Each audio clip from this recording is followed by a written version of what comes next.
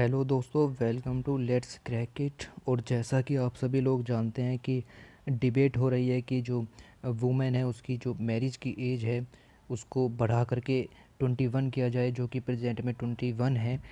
तो जैसे कि पीएम मोदी जी ने भी अनाउंस किया कि सेंटर डिसाइड करेगा on the recommendation of a committee जो 2000 जो 2 साल पहले बनाई गई, और to consider the minimum age of the marriage of women. तो मैरिज की एज क्यों होनी चाहिए ज़्यादा, और क्या इश्यूज चल रहे हैं, क्यों जो गर्ल होती है उसकी एज 18 होती है और क्यों बॉय की एज 21 होती है, एज में इतना जेंडर डिफरेंस क्यों है, तो क्या इश्यूज चल रहे हैं, क्यों डिबेट चल रही है, सब जानेंगे। तो वीडियो स्टार्ट करते हैं, डिस्कशन स्टार्ट करते हैं, चलिए।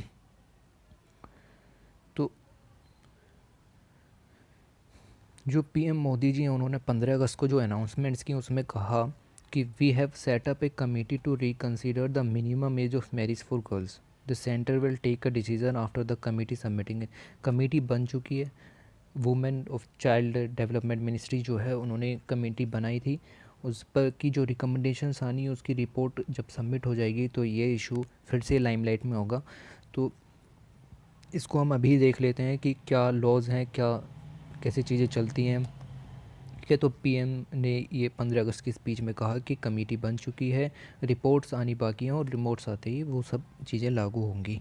The minimum age of marriage specially for women has been a contentious issue. ठीक है जी, शुरू से ही कॉन्टेशियस इशू था। The law evolve in the जो लॉ हमने बनाया था, जो हिंदू जो पर्सनल लॉज हैं 1955 के, तो वो जो लॉज हैं वो जो बने थे वो रिलीजियस और सोशल कंजर्वेटिव्स ने बनाए थे। और उस समय जब ये सब हुआ तो काफ़ी सारी रिलीजियस इश्यूज़ रहते थे, तो ये एज डिसाइड की गई। तो प्रेजेंटली जो एक बॉय की एज है मिनिमम वो है 21, और एक गर्ल की जो एज है वो है 18 for man and women respectively. तो आगे देखते हैं। अच्छा, एक चीज़ होती है मेजॉरिटी एज। ये क्या होती है? जैसे एडल्टहुड होता है, तो आप एडल्ट होते हैं एट द एज ऑफ 18। ठीक है, तो उस जो एज है 18 उसी को ही कहते हैं मेजॉरिटी एज। अब ये जो एज है ये मैन के लिए भी सेम है और वुमेन के लिए भी सेम है, तो यहाँ पर कोई जेंडर इशू नहीं आ जाता। The minimum age of marriage is distinct from the age of majority which is the gender neutral. ठीक है, यानी कि चाहे मैन हो, वुमेन हो या कोई ट्रांसजेंडर हो, सबकी एज जो है सेम ही है 18, तो उसको कहेंगे मेजॉरिटी एज। और ये एक एडल्टहुड एज है, और इसके लिए अलग से सेपरेट एक्ट बना हुआ है। ये कोई हिंदू पर्सनल लॉज या मुस्लिम पर्सनल लॉज में लिखी हुई नहीं है, ये बना हुआ है इंडियन मेजॉरिटी एक्ट 1975 के रिगार्डिंग। ठीक है, आगे चलते हैं। Committee that the prime minister mentioned in his speech. तो वो कौन सी कमेटी है जो प्रधानमंत्री ने मेंशन किया? तो जून 2 union ministry of women and child development ने टास्क फोर्स जो बनाई कि एग्ज़ामिन करेगी कि एज क्या होनी चाहिए मदरहुड की, imperatives of lowering maternal mortality rates. जो मैटरनल मोर्टेलिटी रेट्स जो किस तरीके से इम्पैक्ट कर रहे हैं, जो and improvement of nutritional level among women. तो वुमेन में न्यूट्रिशन का उस समय क्या स्तर रहता है जब एज ऑफ मदरहुड होती है, और जो शादी की एज होती है उस समय। तो यह लिखा है the task force will examine the correlation of age of marriage. मतलब जो मिनिमम एज है शादी की, जैसे अभी 18 साल है और आप मदर बन जाते हो उस एज में, तो वो क्या इम्पैक्ट डालती है आपकी हेल्थ पर, आपकी मेडिकल वेलबींग पर, न्यूट्रिशन लेवल पर of the mother and neonates, और बच्चे की जो सेहत है उस पर क्या असर डालती है। ठीक है, तो इन्होंने लिखा है कि ये जो चेक करेंगे वो पैरामीटर्स चेक करेंगे, इन्फेंट मोर्टेलिटी रेट्स। आपको पता है हमें सस्टेनेबल डेवलपमेंट गोल्स जो हैं वो अचीव करने हैं। 17 सस्टेनेबल डेवलपमेंट गोल्स हैं और 2030 तक ये गोल्स हमें जो अचीव करने हैं उसके लिए हमें इन्फेंट मोर्टेलिटी रेट को जो कम करना है, और मैटरनल मोर्टेलिटी रेट्स को, इन सब को जो है कम करना है। टोटल फर्टिलिटी रेट्स को इम्प्रूव करना है, और सेक्स रेशियो एट बर्थ को जो है सही करना है। चाइल्ड सेक्स रेशियो है, इन सब की जो चीज़ें हैं वो सब हमको सस्टेनेबल डेवलपमेंट गोल में हेल्प करेंगी। Of increasing age of marriage of women from the present 18 to 21 की जो डिमांड चल रही है, तो वो इन सब को लेकर के चल रही है। और ये सब जो रेट्स हैं ये सब काफ़ी ज़्यादा हाई चल रहे हैं। अभी स्टेटिक्स देखेंगे कि किस तरह से ये रेट्स इम्पेक्ट कर रहे हैं। जो कमेटी है वो हेड होगी समता पार्टी प्रेसिडेंट जय जय जेटली द्वारा। द कमेटी इंक्लूड करेगी members health at the NITI Aayog doctor Vinod Paul and several secretaries of the government of India. ठीक है, आगे चलते हैं। तो मिनिमम एज की ज़रूरत क्यों पड़ी मैरिज के लिए? क्यों एक मिनिमम एज प्रेस्क्राइब करने की ज़रूरत पड़ी? क्योंकि देखिए, जो चाइल्ड मैरिजेज़ होती थी, जो बहुत ही कम उम्र में बच्चों की शादियां हो जाती थी, उस सबको रोकने के लिए एक मिनिमम एज की ज़रूरत पड़ी। माइनस का एब्यूज़ ना हो उसके लिए ज़रूरत पड़ी। पर्सनल लॉज थे, जैसे हिंदू पर्सनल लॉ और मुस्लिम पर्सनल लॉज हैं, तो of various religions that deals with the marriage have their own standards often reflecting customs। तो वो अपने कस्टम्स के हिसाब से चलते थे। आज भी ट्राइबल्स में कुछ ना कुछ ऐसा ज़रूर होता होगा कि चाइल्ड मैरिज प्रिवलेंट हो, तो उस सब को रोकने के लिए फॉर हिंदूज़ सेक्शन 5 सब close 3 of the Hindus marriage act 1955 ने 18 ईयर की जो एज है वो ब्राइड के लिए सेट की है, और 21 ईयर की जो एज है वो ग्रूम के लिए सेट की है। However, child marriage is not illegal even though they can be declared void on the minor request।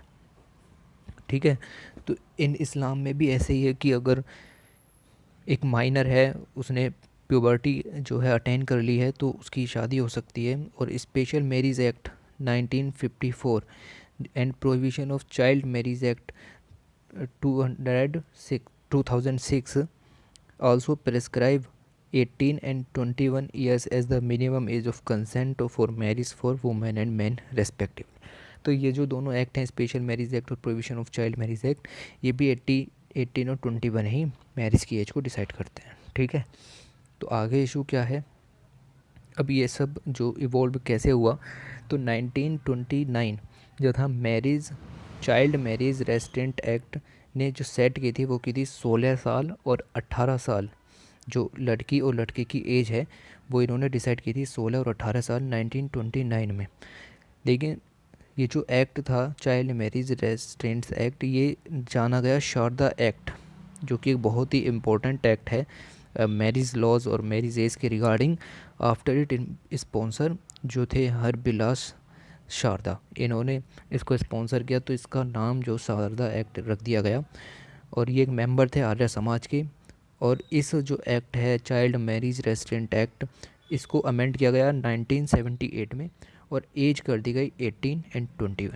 तो ये जो चारों एक्ट अभी डिस्कस हुए, Hindu personal law, child marriage prevention act और स्पेशल मैरिज एक्ट और चाइल्ड मैरिज रेस्ट्रेंट्स एक्ट, ये सारे के सारे अब कहते हैं कि 18 से 21 साल जो एज होनी चाहिए वुमेन और मैन की रेस्पेक्टिवली। ठीक है, तो अब क्या हुआ? तो अब ये एक इशू आप लोगों के दिमाग में आ रहा होगा कि लड़की की एज 18 और लड़के की एज जो है वो 21 रखी गई है। क्यों ऐसा जेंडर इशू यहाँ पर डाला गया है, जबकि हम कहते हैं कि वुमेन की और मैन की जो सारी चीज़ें हैं वो सेम होनी चाहिए? तो यहाँ देखते हैं, तो लॉ कमीशन ने इसके बारे में बताया कि जो लॉ कमीशन ने इसके बारे में कहा कि जो इश्यूज़ जो पर्सनल लॉज में थे वो काफ़ी ज़्यादा थे, कि 12 साल की जैसे गर्ल होती थी और 30 प्लस ईयर का जो बॉय होता था, तो ये गैप बहुत ज़्यादा था। हम इस गैप को कम करके सिर्फ 3 साल पर लाए हैं, जिससे कस्टम्स को भी जो है वो बुरा ना लगे। जो कस्टम्स ट्रेडिशंस और पर्सनल लॉज हैं उनकी भी कोई क्षति ना हो, लोगों में थोड़ा गुस्सा भी ना हो, वो उसको अपना भी सकें। तो इसीलिए इस गैप को रखा गया था। लेकिन अब समय आ गया कि इस गैप को ख़त्म किया जाए। वुमेंस राइट एक्टिविस्ट थी, उन्होंने भी आर्ग्यू किया कि भाई इसका तो मतलब ये है कि आप 18 साल और 21 ईयर में जो एज रखना चाहते हैं, उसका मतलब तो ये है कि आप ये कहना चाहते हैं कि जो जेंडर स्टीरियोटाइप है वो वुमेंस में मोर मैच्योर हो जाता है मेंस की जो तुलना है उसमें। तो ये वुमेन जो एक्टिविस्ट हैं उन्होंने ये मुद्दा उठाया। साथ ही जो इंटरनेशनल ट्रीटी कमेटी है on elimination of discrimination against women's, वो यहाँ पर वो भी रोल में आ जाती है। और उन्होंने कहा कि इस लॉ का जो एवोल्यूशन होना चाहिए, उन्होंने एज्यूम किया कि women have a different physical intellectual rate of growth than man. तो इस सब चीज़ों को हटाना चाहिए और एज को सेम कर देना चाहिए इंटरनेशनल लॉ के हिसाब से भी। तो वही हम उस दिशा में अब आगे बढ़ रहे हैं, ठीक है। तो अब ये जो लॉज हैं इतने सारे जो 18 साल और 21 साल की एज डिफ़ाइन करते हैं, ये कई बार सुप्रीम कोर्ट में जो चैलेंज किए गए।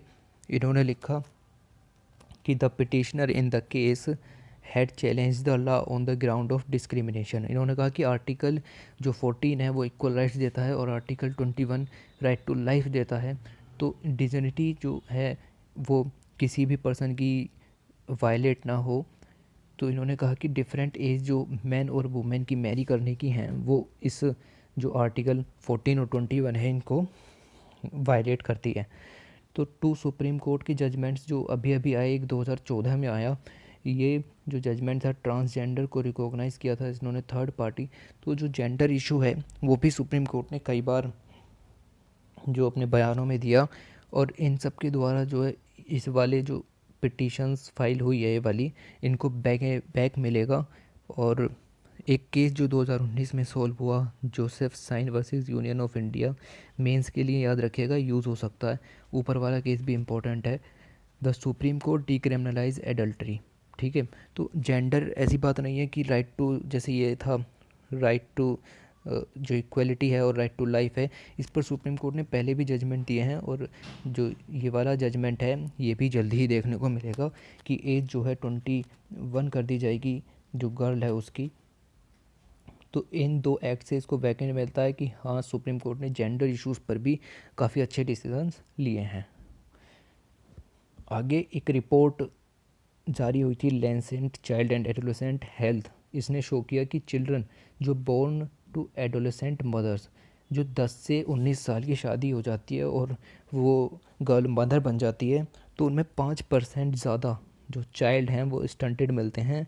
मतलब उनकी एज के हिसाब से उनकी जो हाइट है वो नहीं बढ़ पाती। और जैसे जो मदर होती हैं जो 20 से 24 साल की एज में बन जाती हैं, उनमें 11% ज़्यादा तक स्टंटेड देखने को मिलती है। और जो चाइल्ड बोर्न होते हैं एडल्ट मदर के द्वारा, उनमें 11% उनसे 11% ज़्यादा स्टंटेड देखने को चाइल्ड्स में मिलती है। और उन्होंने ये भी कहा कि children born to adolescent mothers, जो एडोलेसेंट मदर्स होती हैं उनसे चाइल्ड जो बोर्न होते हैं वो एक एडल्ट मदर से जो चाइल्ड बोर्न होता है उससे 10% तक ज़्यादा जो वास्टेड होते हैं। यानी कि उनका जो वेट होता है वो उनकी एज के, उनकी हाइट के हिसाब से ठीक नहीं होता। तो ये सब इशूज़ चल रहे हैं और न्यूट्रिशन लेवल जो है वो भी गिर जाते हैं, ठीक है। आगे लिख रहा है कि जो चाइल्ड मैरिज है वो इंडिया में कितनी प्रेवलेंट है। तो एक रिपोर्ट जो यूनाइटेड नेशंस पॉपुलेशन फंड की है, उसने जुलाई 2 में ये कहा कि while child marriage are almost universally banned, but ये हैपन होते हैं ऑल अराउंड द वर्ल्ड। एक दिन में कम से कम 33,000 जो चाइल्ड मैरिजेज हैं वो आज भी प्रिवलेंट हो रही हैं हिडन रूप से, ठीक है। An estimated 650 million girls and women alive today are married as children. तो डाटा देखिए आप। और 2030 तक 150 मिलियन गर्ल्स जो हैं वो under the age of 18 will be married, ठीक है। तो इन्होंने आगे का भी प्रोजेक्शन दिया कि 2030 तक क्या हो जाएगा। Although advances in India have contributed to a 50% declining in child marriages in South Asia। ऐसी बात नहीं है कि चाइल्ड मैरिज में डिक्लाइन नहीं हुआ, 50% तक साउथ एशिया में डिक्लाइन हुआ है और 30% इन 2018 में हमने इंडिया ने भी कंट्रीब्यूशन किया। Estimated at 4.1 million in 2017 the report said, ठीक है। अब in India, an analysis of child marriage data showed that among girls married by age 18, 46% were also in the lower income bracket, ठीक है। तो उनकी इनकम भी अच्छी नहीं होती जिससे कि न्यूट्रिशनल लेवल कम होते हैं। और आगे यूनिसेफ ने भी एस्टिमेट किया है कि 1.4 मिलियन गर्ल्स जो अंडर 18 मैरिड होती हैं इन इंडिया में। तो इंडिया दुनिया का सबसे बड़ा ऐसा देश बन जाता है जहाँ पर इस तरह की जो चाइल्ड मैरिज हैं वो प्रेवलेंट होती हैं, और ये दुनिया की 1/3 हैं। तो नियरली 16% एडोलेसेंट गर्ल जो 15 से 19 एज की हैं वो करंटली मैरिड होती हैं। तो ये सब डाटा जो यूनिसेफ और वेरियस रिपोर्ट्स के द्वारा आया, तो ये दिखाता है कि कितनी ज़्यादा ज़रूरत है मिनिमम एज को करने की 21। और जो प्रीवियस लॉज हैं, जो 4 लॉज हैं, उनको भी स्ट्रेथन करने की बहुत ज़्यादा ज़रूरत है। चाइल्ड मैरिज एक्ट को और ज़्यादा पावरफुल बनाने की ज़रूरत है, जिस तरीके से डाटा दिखाया जा रहा है। आगे देखते हैं। तो ये है, ये समरी यहाँ पर ख़त्म होती है। इसमें हमने बात की कि किस तरीके से पीएम मोदी जी ने अपने भाषण में कहा कि चाइल्ड मैरिज को जो एज है मिनिमम उसको 21 कर दिया जाएगा, और उसके लिए जो कमेटी बनी है उसकी जो रिकमेंडेशंस हैं अभी कुछ दिनों में आ जाएंगी, तब ये जो मुद्दा है ये फिर से न्यूज़ में होगा। तो उसके बाद देखते हैं क्या क्या और चेंजेस बनते हैं, रिकमेंडेशंस क्या क्या जो कमेटी देती है, क्या क्या रिपोर्ट सबमिट होती हैं और क्या क्या चीज़ें फॉलो की जाती हैं। तो उस समय की चीज़ें जब ही देखेंगे, ठीक है। तब तक के लिए इस वीडियो को देखिए, दोबारा 2 बार देखिएगा और इशू क्लियर हो जाएगा, ठीक है। तो चलो फिर, वीडियो ख़त्म हुई, ठीक है। और चैनल को लाइक सब्सक्राइब कर लेना, और ठीक है फिर, गुड बाय।